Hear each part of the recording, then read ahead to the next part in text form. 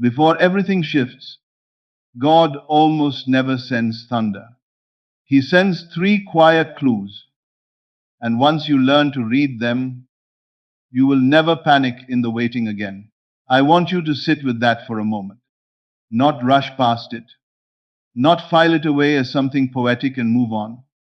I want you to actually feel what those words are pointing toward, because they are pointing towards something that is going to change the way you experience every single day between now and the moment your life looks exactly the way you have been praying it would look. Think about every major change that has ever happened in your life. Not the small adjustments, the real ones, the ones that rearrange the furniture of your entire existence.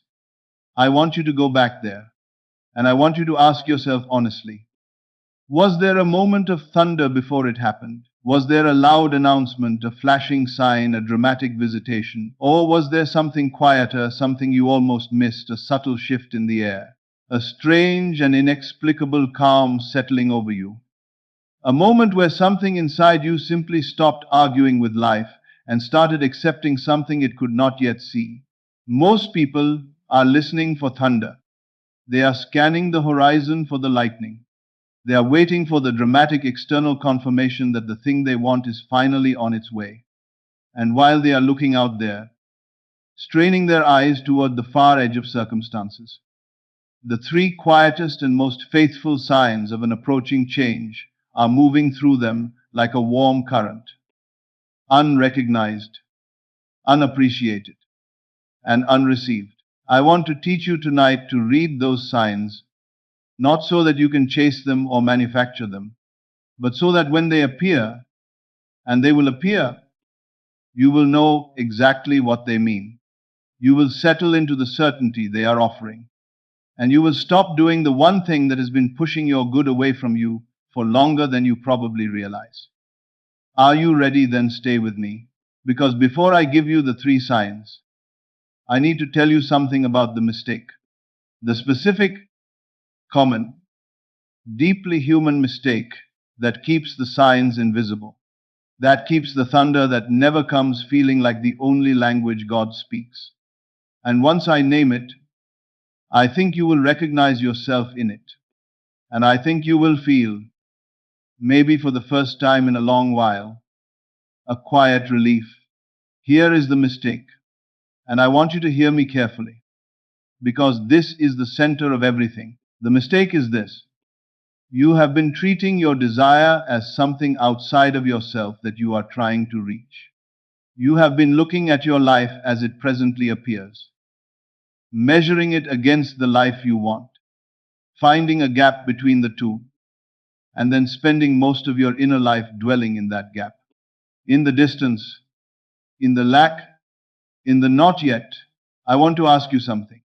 When you think about the thing you most want right now, the relationship, the financial freedom, the healing, the door that will not open, whatever it is for you tonight, where do you put it in your imagination? Is it here, with you, already woven into the fabric of your present moment? Or is it out there somewhere in the future, waiting to be earned, waiting to be allowed, waiting to be granted by some external authority? You see, most people imagine their desire the way you might look at a painting on the wall of a gallery you cannot afford to enter. Through the glass, from outside, they want it. They can see it. They can describe every detail of it. But they are standing outside of it. They are the observer of their desire, not the inhabitant of it.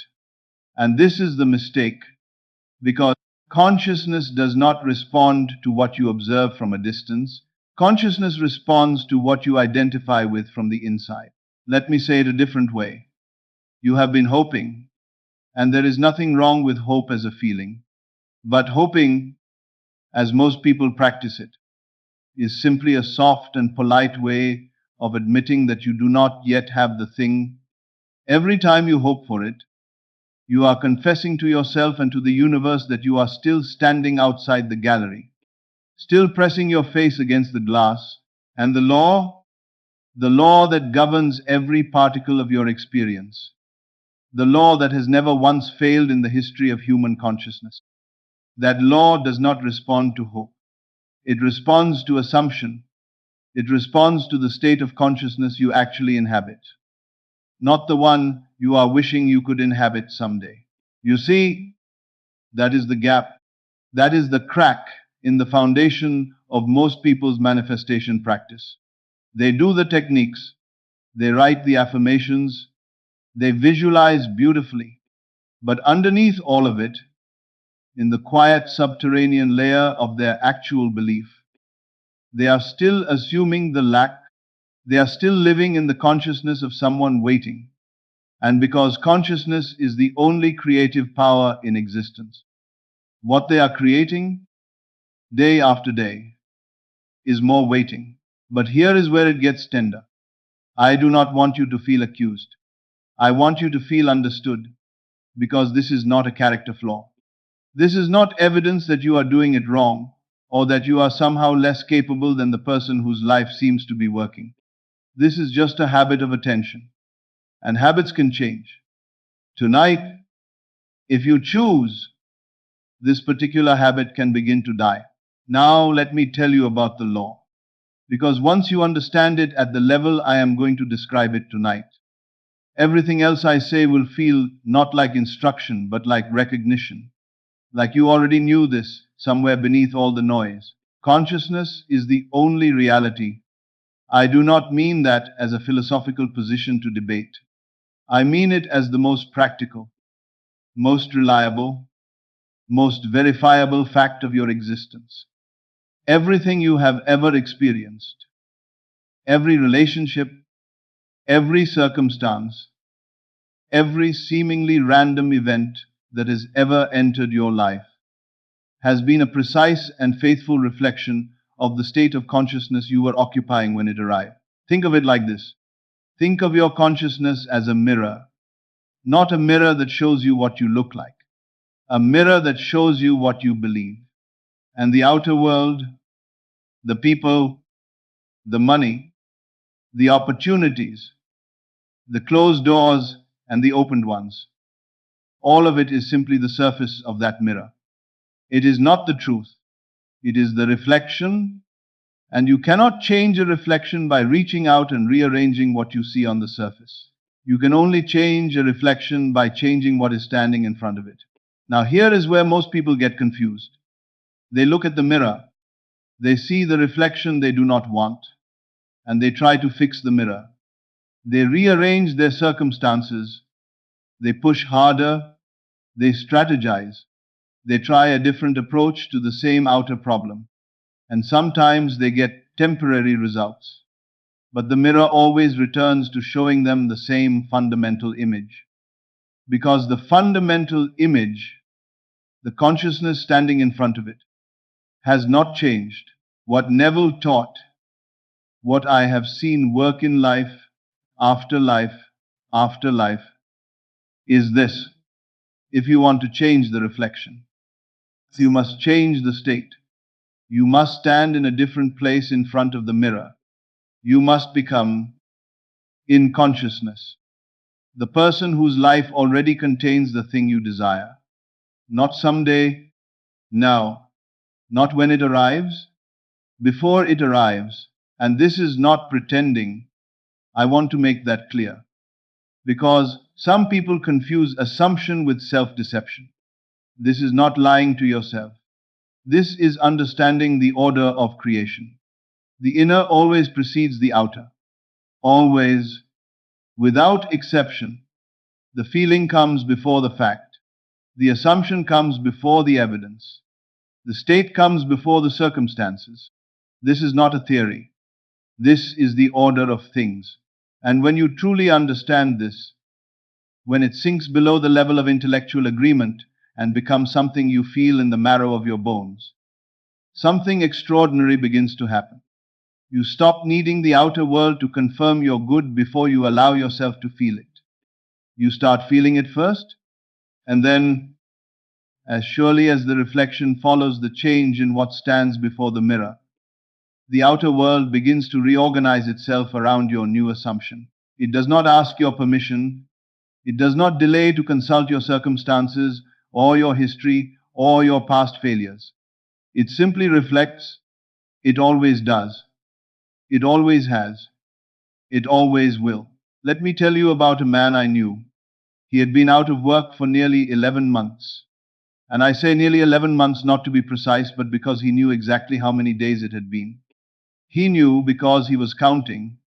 He woke up every morning, and the first thing his mind did was calculate the distance between where he was and where he needed to be.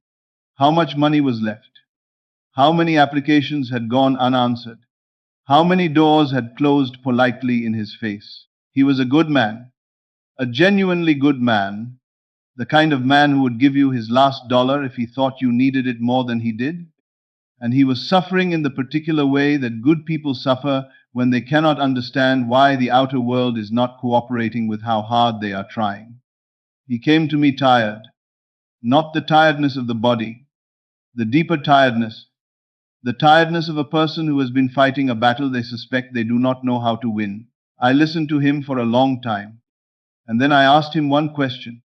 I said, "When you lie down at night, before you fall asleep, what is the last image in your mind?" And he was quiet for a moment, and then he said, "The unpaid bills, the empty inbox, the look on my wife's face when she tries not to show me she is worried." And I said, "My friend, I want you to hear what I am about to say, not as criticism, but as the most loving and practical thing I can tell you. You have been rehearsing the wrong state every night.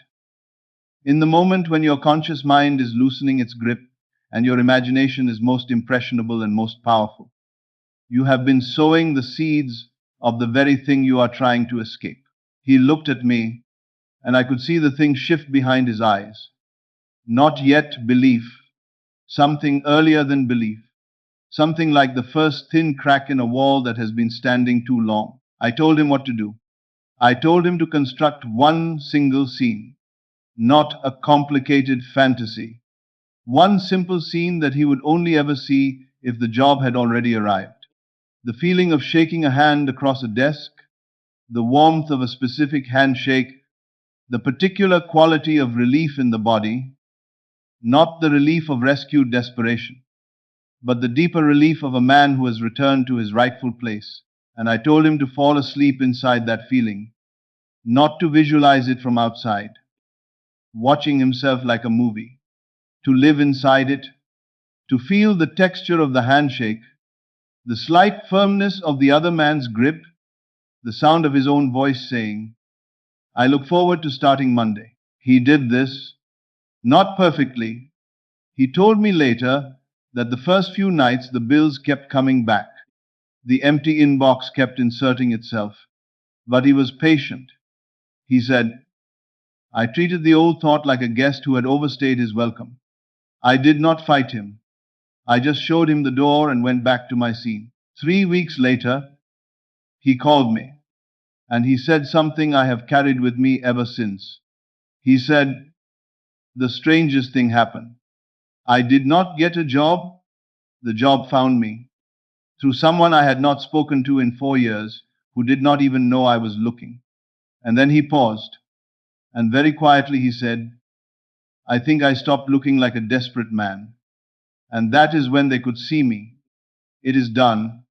That is the moment the mirror showed him who he had finally decided to become. Now, here is what I want you to do tonight, because this is not a lecture that ends when the video does. This is a practice, and the practice begins the moment you are ready to begin it. First, I want you to identify one desire, just one, not a list, not a collection of improvements you would like to see in your life. One central desire, the one that, if it were to arrive tomorrow morning, would make you feel that life has finally turned a corner. Choose it. Hold it gently in your mind. Do not strain toward it. Simply acknowledge it the way you might acknowledge a dear friend who has just walked into the room. Now, I want you to ask yourself, what is the one scene, The one specific moment, the one sensory rich sliver of experience that I would only ever be living if this desire were already fully realized. Not a montage, not a highlight reel. One scene, the handshake, the phone call where someone says yes, the moment of stepping through the door of the new home, the conversation where you hear words that can only be spoken if the thing has already arrived. Find your scene. Make it small enough to hold in the palm of your hand. Make it specific enough that your body can feel it. Then, tonight, as you prepare for sleep, I want you to begin moving into that scene the way you might ease yourself into warm water. Slowly, without forcing, without efforting, lie down in whatever position your body finds most restful. Let the day begin to loosen its hold. And when you feel that loosening, that slight drift between waking and sleeping when the mind becomes soft and receptive, that is your moment. That is the threshold Neville called the drowsy state. And in that state, your imagination carries the weight of physical fact. In that state, what you assume becomes the seed that your subconscious, your deeper self, your God self, will begin immediately and faithfully to bring into physical expression. So, in that drowsy state, enter your scene, not from outside, watching it like a movie, from inside, as the experiencer, as the one to whom this is happening. Feel what you would feel. Let the emotions arise naturally. Do not manufacture them or force them. Simply ask yourself, what would it feel like to be here? And whatever feeling arises, let it fill you the way warmth fills a room when someone lights a fire. Slowly, completely, naturally, then.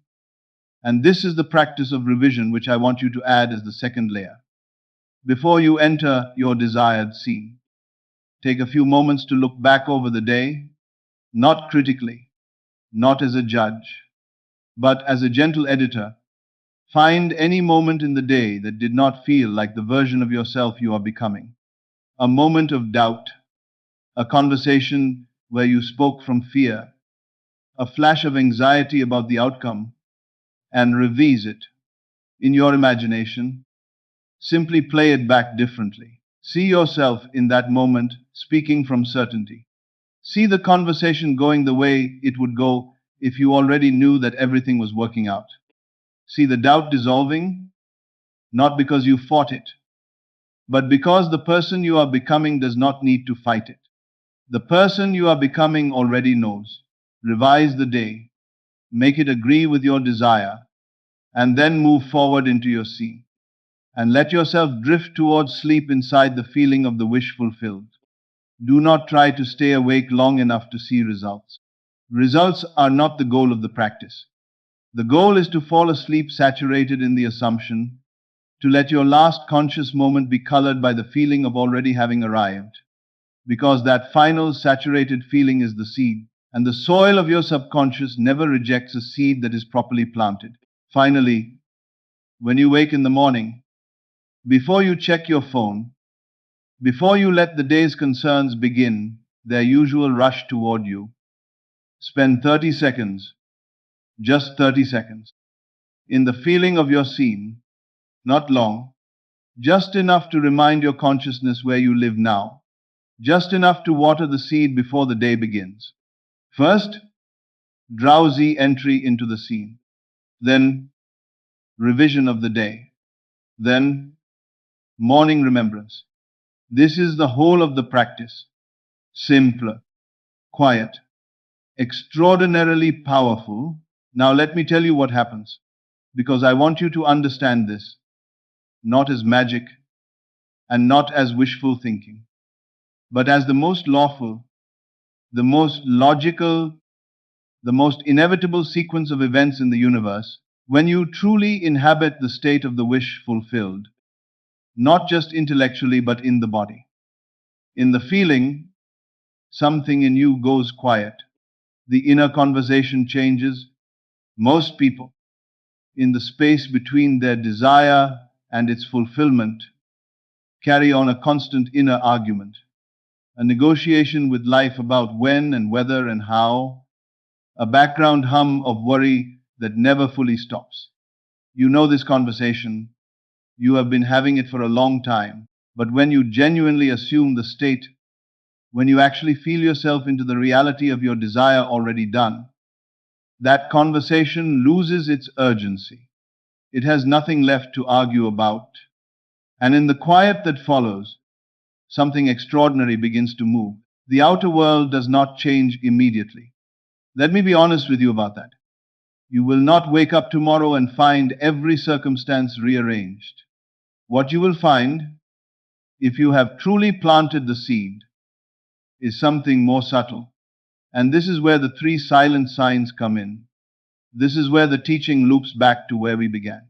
The first sign is an unexpected and inexplicable calm, not the numbness of giving up, not the flat resignation of someone who has stopped caring, a different quality of calm, a settledness, as though something inside you that was braced for bad news has finally put down its armor. You will notice it first in small moments. A moment when you would normally have anxious thoughts about your situation, and the thoughts simply do not come with their usual force. A moment when you think of your desire, and instead of the tight clutching feeling that usually accompanies the thought, there is something looser, something that almost feels like peace. When this calm arrives, do not question it. Do not poke at it looking for proof that you are justified in feeling it. Receive it. It is the first sign. It is your consciousness confirming that the seed has taken root. The second sign is a shift in your inner conversation. The specific, habitual thoughts that have been circling your desire for months begin to change their character. Instead of asking when and will it and why not yet, they begin to speak in the past tense or the present tense of arrival.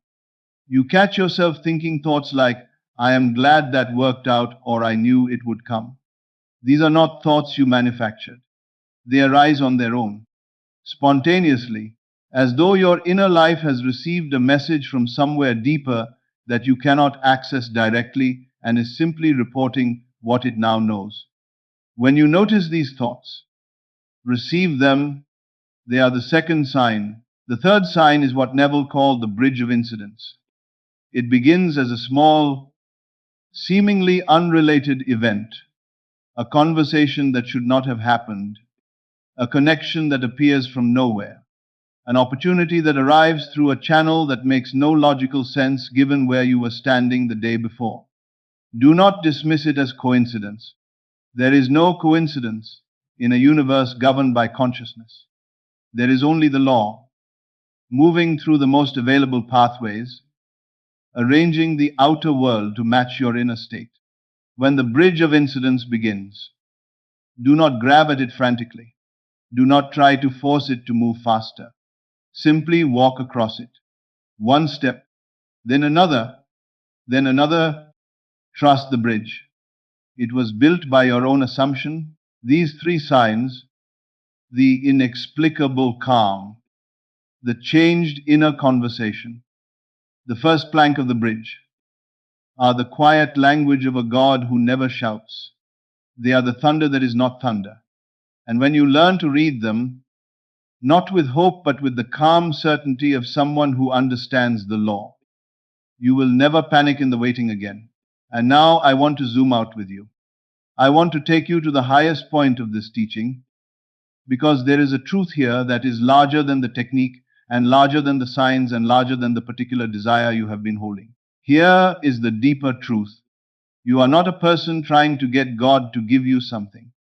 You are not a petitioner standing outside a locked door, hoping that today will be the day someone on the other side decides to open it. You are, at the deepest level of what you are, the very consciousness that this whole universe is made of, the same imagination that hung the stars and carved the oceans. That is your imagination. The same creative power that has never once failed to produce in the outer world an exact correspondence to an inner state. That power is not separate from you. It is you. This changes everything. Not hoping, not wishing, remembering you are not trying to acquire something from outside yourself. You are learning to remember what you already are and what is therefore already yours. The desire you carry is not an accident. It is not a trick your own heart is playing on you. It is a preview. It is a glimpse of what already exists in the only place anything ever really exists, which is consciousness.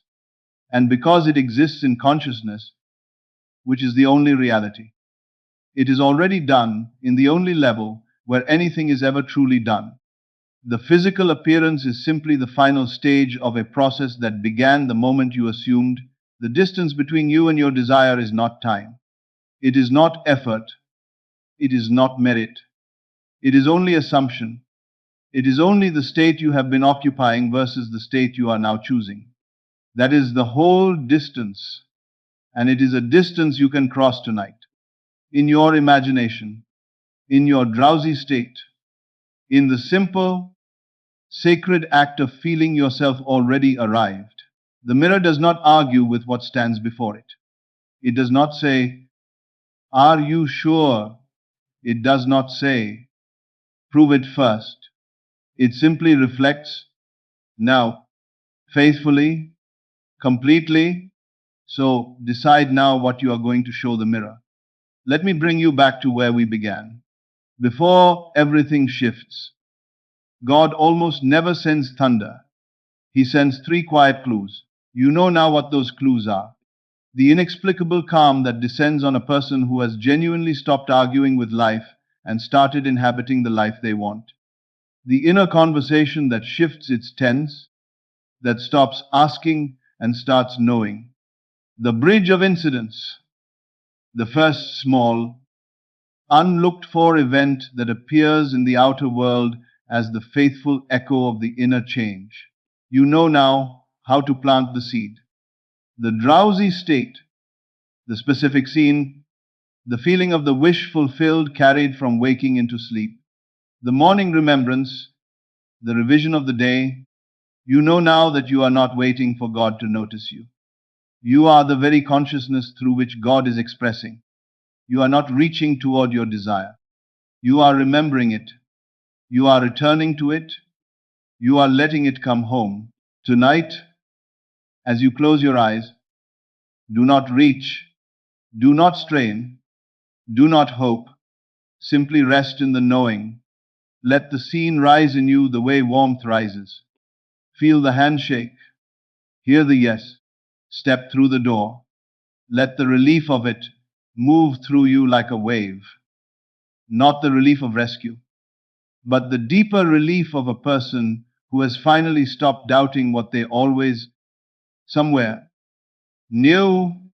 Let the last thought of this day be the first thought of the life you are stepping into. Not tomorrow, not when it arrives. Now, in consciousness, where all things are already done. It is done.